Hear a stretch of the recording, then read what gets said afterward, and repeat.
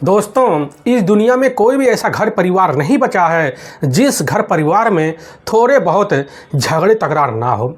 लेकिन कुछ परिवार वाले ऐसे होते हैं कि उन्हीं झगड़े तकरार को सुलझाने के लिए वह एक राय मसौला के तहत बड़े सुलझे शब्दों में अपने घर को बर्बाद करने से तो तरीके से एक ऐसा अहम फैसला लेते जिसकी वजह से उनका अपना घर परिवार जो होता है हमेशा हमेशा के लिए अच्छे कगार पर पहुंच जाता है। लेकिन कुछ परिवार ऐसे होते हैं कि अपने ही परिवार को एक अजीब ज़िंदगी के उस मोड़ पे जा धकेलते हैं जिसकी वजह से उनका हंसता खेलता परिवार भी तबाह हो जाता है। आज के घटना में सेम कुछ ऐसे ही होता है।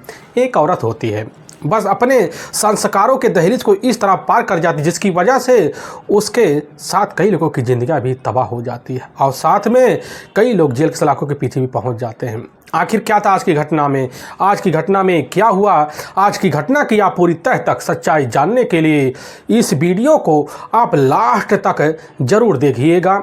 नमस्कार दोस्तों, मैं प्रदीप कुमार आपको इस टेढ़ी बात चैनल पे मैं स्वागत करता हूं। दोस्तों आज की यह जो सच्ची घटना है, यह घटना सुनाने से पहले मैं आपसे एक छोटा सा रिक्वेस्ट करना चाहता हूं, क्योंकि आप अगर इस चैनल पर नए हो और पहली बार आए हुए हो तो एक बार जाकर अपने इन्हीं प्यारे हाथों से आप इस चैनल को लाइक और सब्सक्राइब और शेयर ज़रूर करें, ताकि आपकी वजह से यह जो वीडियो है इम्पोर्टेंट होने के नाते काफ़ी लोगों तक पहुंचाया जा सके, और इसके लिए हम आपके तहे दिल से शुक्रगुजार रहेंगे।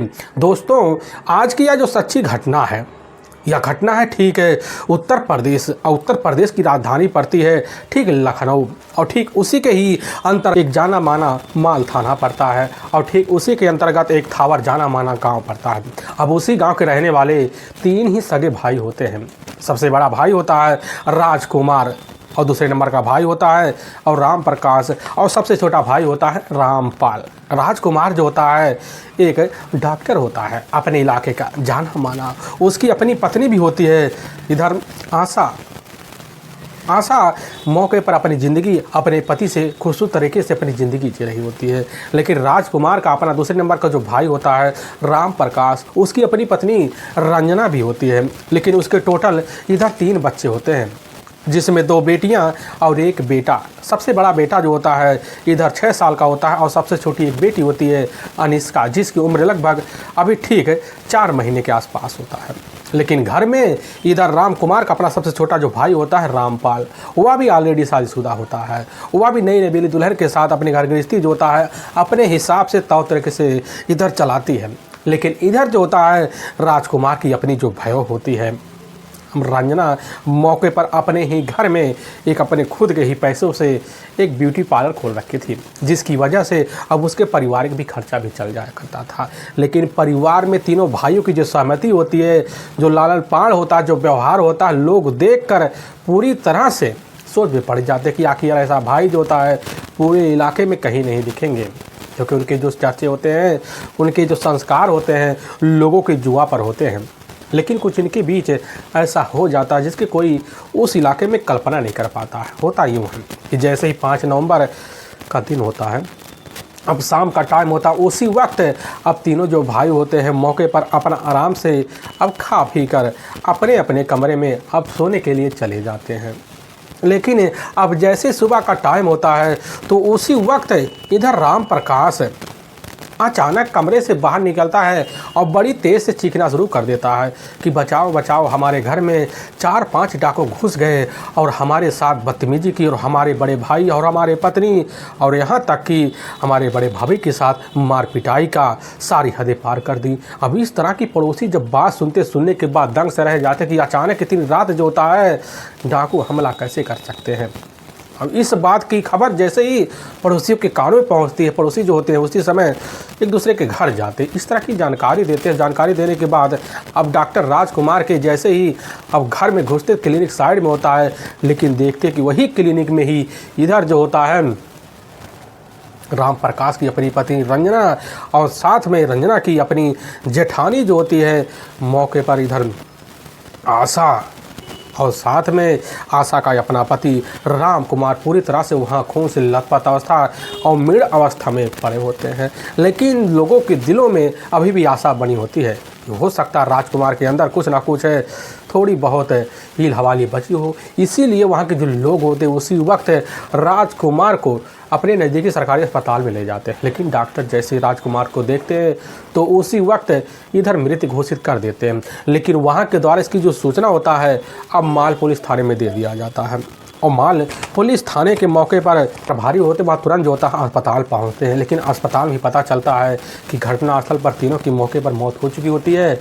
लेकिन इधर राजकुमार को जो होता है कि अस्पताल भी लेकर उम्मीदों के तहत पहुंचा गया, लेकिन पता लगा डॉक्टर के द्वारा भी उनको मृत घोषित कर दिया गया है।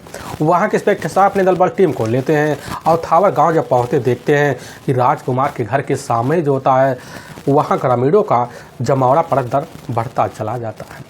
थाना प्रभारी अंदर जाते हैं, देखते हैं ब्यूटी पार्लर की दुकान है, उसी दुकान में रंजना और साथ में आशा की डेड बॉडी पूरी तरह से खून से लथपथ अवस्था में पड़ा होता है। पुलिस की टीम भी नहीं समझ पाती कि आखिर घटना के वक्त है उस समय मंजर क्या रहा होगा।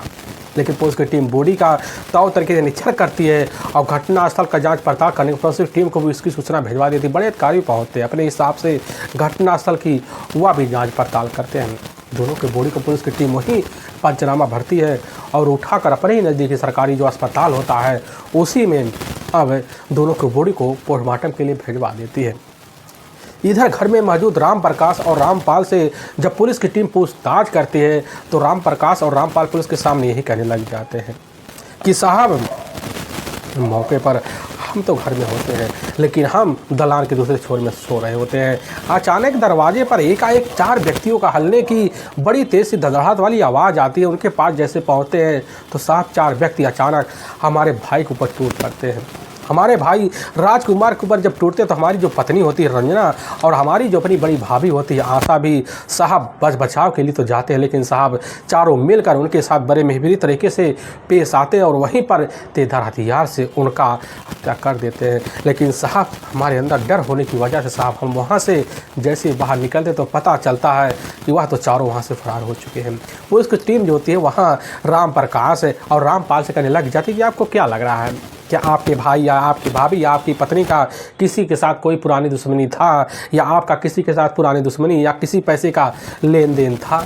पुलिस की जो टीम होती है राम प्रकाश और रामपाल से जब पूछताछ करती है तो इधर राम प्रकाश पुलिस के सामने कहने लग जाता कि साहब हाँ गांव का ही रहने वाला राजा राम और साहब उसका ही अपना एक करीबी दोस्त है प्रेम रैदास ने ही हमारे भाई के साथ इस तरह के कारनामे किए हैं, क्योंकि उसका हमारे भाई के साथ जो था काफ़ी पुरानी रंजिश थी। इस बात के थाना प्रभारी बाद बिना टाइम गंवाए अब राम प्रकाश के तहरीर पर राजा राम और राम रैदास के ऊपर जो होता मुकदमा दर्ज कर लेते हैं। और एक टीम होती है वो दोनों को जाती अपनी कस्टडी में लेती है, थाने पहुंच जाती है। लेकिन जब वहाँ पूछताछ करती है दोनों से तो पुलिस के सामने दोनों बेकसूर दिख जाते हैं, क्योंकि ऐसा कोई बात था नहीं। इसी बात को लेकर जो होता है 3 लोगों की हत्या को तौर तरीके से वह खुद अंजाम दे सके, इसलिए पुलिस की टीम जो होती है दोनों को बेकसूर मानकर तुरंत रिहा कर देती है। लेकिन हाँ उन्हीं बेकसूर के द्वारा पुलिस के सामने एक चौंकाने वाली बात पता चलता है कि इधर राम प्रकाश जो होता है अपने छोटे भाई राम गोपाल को काफ़ी जानता मानता था और राम प्रकाश की इधर शादी भी बड़ी जल्दी हुई है और रामपाल जो होता है मौके पर अपनी ज़िंदगी जीने के लिए नई नवेली उनके साथ लगा तो रहता है, लेकिन इनके घर में जो होता है आए दिन बड़े भाई राजकुमार को लेकर दोनों के बीच झगड़े तकरार हुआ करते थे, क्योंकि राजकुमार की जो अपनी पत्नी थी आशा अभी तक बिन बच्चे की अपनी ज़िंदगी जी रही है, लेकिन उसकी अपनी जो भाई होते हैं रंजना के जिसके टोटल ऑलरेडी 3 बच्चे होते हैं, लेकिन उसका तो अपने ही जेठ राजकुमार के साथ साहब करीबी प्रेम रिश्ता है। इस तरह सारा का सारा जो माजरा है वह घर में ही उलझा हुआ है। अब इसीलिए पुलिस की जो टीम होती है बिना टाइम गंवाए एक टीम लेती है और लेने के बाद राम प्रकाश और रामपाल को ही अपनी कस्टडी में लेती है और दोनों को जब थाने ले जाती है तो दोनों कोई ऐसे साथी मुजरिम थे नहीं जो पुलिस के सामने ज़्यादा देर टिक पाए। बिना किसी सख्ती दबाव के अपने ही घर में किए गए 3 हत्या का जुर्म जब कबूल कर लेते पुलिस की टीम होती है उसी समय सन्नस रह जाती है। असल में उत्तर प्रदेश का ही जाना माना इधर राजधानी पड़ता है लखनऊ, उसी के अंतर्गत एक जाना माना मलिहाबाद पड़ता है, उसी के अंतर्गत एक चजौसा जाना माना गांव पड़ता है। अब उसी गांव के रहने वाले होते हैं राजकुमार के टोटल और 2 भाई होते हैं रामपाल और राम गोपाल। तीन भाई एक ही गांव में रहा करते थे, लेकिन घटना से मात्र 20 साल पहले जो होता पूरा गांव और घर बार छोड़ छाड़ कर जो होता ठीक है इधर लखनऊ के ही अब थावर आ जाते हैं। और राजकुमार जब थावर आते हैं तो वहाँ आने के बाद जो होता है वहीं BCS का पढ़ाई करना जब शुरू कर देते हैं, करने के बाद जो होता है उनको लगने लग जाता है हमारा जो भविष्य है खुद हमारे ऊपर निर्भर है। इसलिए राजकुमार जो होते हैं अपने ही उसी अब नए मकान में एक जो होता है खुद का क्लिनिक खोल लेते हैं। तो लग जाते हैं जो शादी होती है जाकर आशा नाम एक खूबसूरत युवती से हो जाती है। युवती से होने के बाद उनकी जो ज़िंदगी होती है और चार चार के लग जाती है। लगने की वजह से अब उनके पास अब गुजारे के लिए कई सारे साधन दिखने शुरू हो जाते हैं, जिसकी वजह से अपने पास अब राम प्रकाश और रामपाल को भी बुला लेते हैं और फिर जो होता है वह वहीं पास एक बढ़िया सा स्कूल होता है उसी में दाखिला करवा देते हैं। अब उनको दोनों के भाई होते हैं, सुबह के टाइम में स्कूल चले जाया करते थे और क्लिनिक पर दिन भर अपना समय देने का जो सारे संस्कार होते हैं वहीं इधर राजकुमार तौर तरीके से चलाना शुरू कर देते हैं। वक्त बीतने लग जाता है, लेकिन शादी के इधर आशा के ज़िंदगी का लगभग कई साल का वक्त बीत जाता है, लेकिन इधर आशा जो होती है बिन बच्चे की अपनी ज़िंदगी बिताने पर मजबूर सा हो जाती है। कई जगह जो होता है आशा तौर तरीके से अपनी दवाइयों के लिए दर दर भटकती है, लेकिन जब उम्मीद नहीं दिखता है तो राजकुमार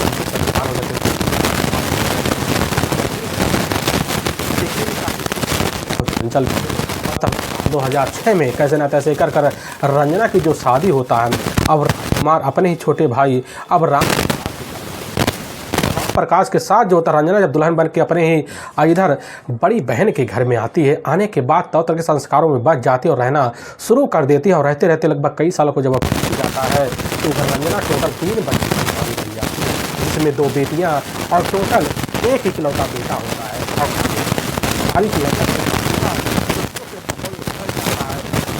और जो होता आशा उस घर में रहते रहते समझ जाती है अपना पराया कौन है, अपना भी कभी पराया हो सकता है। इस बात की कभी कल्पना जो होता है आशा ने की ही नहीं थी, क्योंकि कभी कभी उन बच्चों के नाम के ताने जो होता आशा को भी सुनने पड़ जाते। आशा भी अब जो होता है इधर रंजना और साथ में अपने ही देवर अब रामपाल से भी खुन्नस खाना शुरू कर देती है, क्योंकि दोनों को अब कतई अपने ही सामने नहीं दिखना चाहती थी, जिसकी वजह से घर में कुछ कला बढ़ जाते हैं। लेकिन इसी बीच जो होता रंजना और राजकुमार के बीच एक जीजा साली का रिश्ता होने की वजह से घर में एक अपनापन होने की वजह से बड़ी जल्दी होता है रंजना और राजकुमार के बीच हंसी ठिठोले शुरू हो जाते हैं। इस तरह शुरू हो जाते हैं कि रंजना अपने सारे रिश्ते को तार तार करते हुए अपने ही सगे जेठ इधर राजकुमार के साथ अपने ही रूम में अनैतिक संबंध बना जाती है। और संबंध का जो सिलसिला होता है चोरी छुपे जो होता है इधर राम गोपाल के गैर मौजूदगी में चलना शुरू हो जाता है। ऐसे चलते चलते जब कई महीनों का वक्त बीत जाता है,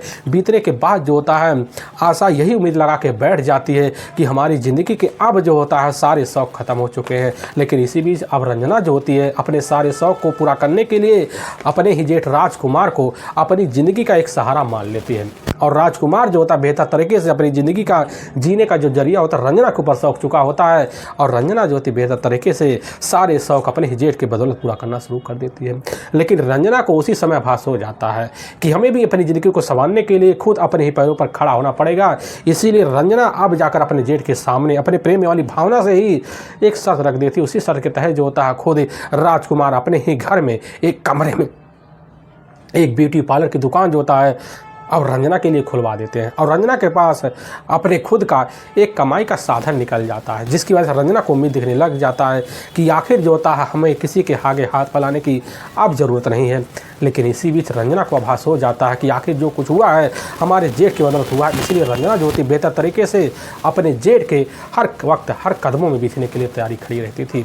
लेकिन वक्त जब बीतने लग जाता था इसी बीच राजकुमार और साथ में रंजना के प्रेम संबंध के जो चर्चे होते हैं पूरी तरह से गांव में गूंज जाते हैं। लोगों के मन तरह तरह के बातें आते हैं, लेकिन इसकी जो खबर होता है जाकर अब रामपाल के कान में पहुंच जाता है। पहुंचने की वजह से जब अपनी बड़ी भाभी के सामने इधर रामपाल सारी बात एक जिक्र में करता तो इधर आशा जो होती है उसी दिन से रामपाल और साथ में रंजना के ऊपर खुन्नस खाना शुरू कर दी, जिसकी वजह से आए दिन खुद झगड़ना शुरू कर देती है। लेकिन इसी बीच राजकुमार को भी पूरी तरह से यकीन हो जाता है कि अपना जो छोटा भाई है इधर रामपाल भी शादी के लिए पहुंच चुका है। तभी इसी बीच जो होता है शादी के लिए अब तरह तरह की रिश्ते की तलाशी भी करता है। लेकिन इसी बीच जो होता है और मौके पर आशा जाकर अपने ही पति को इस तरह कान में भर देते करने लग जाते कि आखिर जो होता है जैसे तुम्हारा राम प्रकाश नहीं हुआ उसे रामपाल भी नहीं होगा। लेकिन तभी जो होता है राजकुमार अपने छोटे भाई रामपाल को अपने पास बुलाते करने लग जाता कि हमें कैसे न तैसे कर कर तुम्हारे हाथों से लगभग अब 40 से 50 हज़ार रुपया चाहिए ही। लेकिन इधर रामपाल जब यह बात सुनता उसी समय बड़े उलझन में पड़ जाता है कि आखिर हमारे बड़े भाई के पास पैसे की क्या कमी है जो हमसे इस तरह की मांग कर रहे हैं। वह समझ जाता कि ज़रूर इसमें हमारे बड़े भाभी आशा का ही हाथ है। अब इसीलिए जो होता है उसी दिन से अब खुद रामपाल अपने बड़ी भाभी आशा से खुन्नस खाना शुरू कर देता है। बीच बीच में बातों को लेकर झगड़े तकरार भी शुरू कर देता है। लेकिन कैसे न तैसे कर कर गाँव से कर्जा रिमिया लेकर रामपाल जो होता अपने बड़े भाई के हाथों में 50 हज़ार रुपये तो रख देता है। कैसे न तैसे कर कर रामपाल की शादी भी निकल जाती। लेकिन इसी बीच अब कर्जदार जो होते हैं रामपाल को परेशान करना शुरू कर देते हैं। लेकिन रामपाल के बस की बात इतनी नहीं थी कि वह कर्जदारों के पैसे चुकता कर सके, जिसकी वजह से अपने भाभी के सामने तो पड़ता लेकिन उसकी भी कर जाती पैसे देने से। और उसी वक्त ठान कैसे न तैसे भाभी को आशा, और तभी रामपाल जो होता है अपनी ही भाभी इधर आशा को बहुत ही तौर तरीके से सबक सिखाने का फैसला ले लेता है। और इसी बीच खुद रामपाल अपने बड़े भाई राम प्रकाश को उधर उसकी जो पत्नी होती रंजना और उसके बड़े जो भाई होते राजकुमार के प्रेम संबंध की जानकारी जब देता है तो उसी समय चौंक जाता है, कहने लग जाता है कि अगर तुम्हें अपने आंखों से सारा दृश्य देखना है तो तुम्हें मौका का इंतजार करना पड़ेगा क्योंकि समय आ गया है। और इसी बीच मौके की तलाश में सारी सच्चाई जानने के लिए खुद जो होता है राम प्रकाश अपनी ही पत्नी रंजना और अपने ही बड़े भाई अब राजकुमार के रिश्तों के बारे में लग पड़ जाता है। और तभी एक दिन जैसे शाम का टाइम होता है उसी वक्त इधर अब राम प्रकाश तो घर में जाता कहने लग जाता कि रंजना हम जा रहे हैं आज एक रिश्तेदार के पास और हमारा अपना छोटा भाई भी जाएगा, हम दोनों आज रात भर नहीं आएंगे।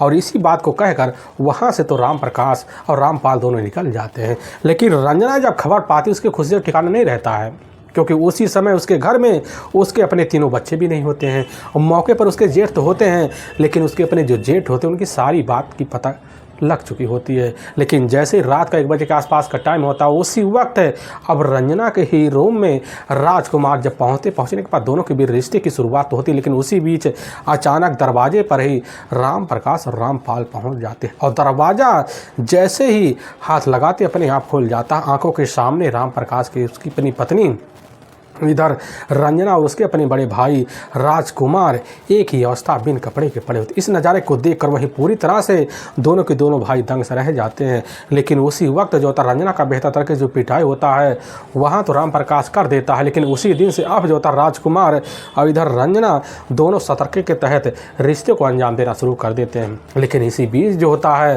रामपाल भी समझ जाता कहीं हमारा अपना छोटा भाई अपने रास्ते पर ना जाए, जिसकी वजह से हर वक्त जब कभी भी रामपाल राम प्रकाश के सामने पड़ता तो हर वक्त यही कहकर कान भर देता है कि आखिर हमारी और तुम्हारी ज़िंदगी अब बची क्या है, क्योंकि आए दिन हमारे ऊपर से विश्वास भाई और भाभी का उठता चला जा रहा है, जिसकी वजह से सारे रिश्ते गांव में तार तार होते दिख रहे हैं। अब राम प्रकाश और रामपाल दोनों मिलकर उसी वक्त ठान लेते हैं कैसे न तैसे कर कर हमें अब तीनों को सबक सिखाना पड़ेगा। अब इसीलिए मौके के इंतजार में बैठे रहते हैं। लेकिन जैसे ही अब 5 नवंबर का ही वही शाम का टाइम होता है उसी वक्त जो होता है अब रंजना मौके अपने कमरे में तो होती है लेकिन उस वक्त राम प्रकाश कमरे में नहीं होता है। यही बात कहकर बाहर निकल जाता है कि हमें टाइम लगेगा यहाँ लौटने में। लेकिन बाहर तो जाता है अपने भाई रामपाल को भी साथ ले लेता है। दोनों जाते हैं, पहले एक तेज धार हथियार का तौर तरीके से व्यवस्था करते हैं, फिर वही लाकर अपने ही दूसरे रूम में छुपा देते। लेकिन वैसे रात का 3 बजे के आसपास का टाइम होता है उसी वक्त रामपाल और राम प्रकाश तीनों के तीनों सबसे पहले राजकुमार के कमरे में जाते हैं। लेकिन उसी कमरे में सो रहे उसकी अपनी बड़ी भाभी आशा भी होती है। दोनों के ऊपर एक तेज धार हथियार से बेरहम तरीके से प्रहार करते हैं, जिसकी वजह से दोनों को दोनों वही हमेशा के लिए मौत के में सो जाते हैं। बगल वाला जो कमरा था उस कमरे में राम प्रकाश की अपनी पत्नी अब रंजना भी होती, वहाँ भी पहुँचते दोनों मिलकर बेरहम तरीके से रंजना की भी हत्या कर देते। फिर तीनों समझ जाते कि आखिर हमें इस घटना को एक रहस्यमय घटना कैसे दर्शाना, इसके लिए हमें कोई ना कोई प्लान तो निकालना पड़ेगा। लेकिन जैसे भोर का अब वही 6 बजे के आसपास का टाइम होता, बाहर निकलते हैं और लोगों के सामने एक झूठी कहानी दर्शाना शुरू कर देते हैं। लेकिन चंद घंटे के अंदर पुलिस की जो टीम होती है सारा माजरा उनके मुंह से खुलवा लेती है। लेकिन जो सच्चाई सबके सामने आता है, सुनकर पुलिस की जो टीम होती है, वहाँ के जो लोग होते पूरी तरह से दंग सा रह जाते। कोई भी इस बारे में कल्पना कतई तक कर नहीं पाता है। लेकिन पुलिस की टीम जो होती है दोनों को ले जाती है, अब वहाँ के कोर्ट में पेश कर देती है और कोर्ट में दोनों को ऊपर काफ़ी गंभीर मुकदमा दर्ज करके ले जाकर हमेशा हमेशा के लिए जेल के सलाखों के पीछे डाल देती है। लेकिन एक गलती की वजह से इधर राजकुमार का पूरा जो परिवार होता है अपनी दुनिया छोड़कर इस तरह जा चुका होता। घर में तीनों बच्चों के पालन पोषण के लिए कोई भी सदस्य बचता ही नहीं है। लोग देखते हैं और समझते हैं, लेकिन सुनकर तो हैरान भी रह जाते हैं। लेकिन वाकई में दोस्तों पुलिस की टीम सच्चाई सबके सामने झकझोर लाती है। दोस्तों, हमें इस घटना का सुनाने का जो उद्देश्य है किसी के दिल को ठेस पहुंचाना नहीं है, बल्कि आपको यह बताना है कि आप जहां भी रहें आप सावधान और सतर्क जरूर रहें। दोस्तों, फिर मिलेंगे एक नए वीडियो के साथ। तब तक के लिए जय हिंद और जय भारत।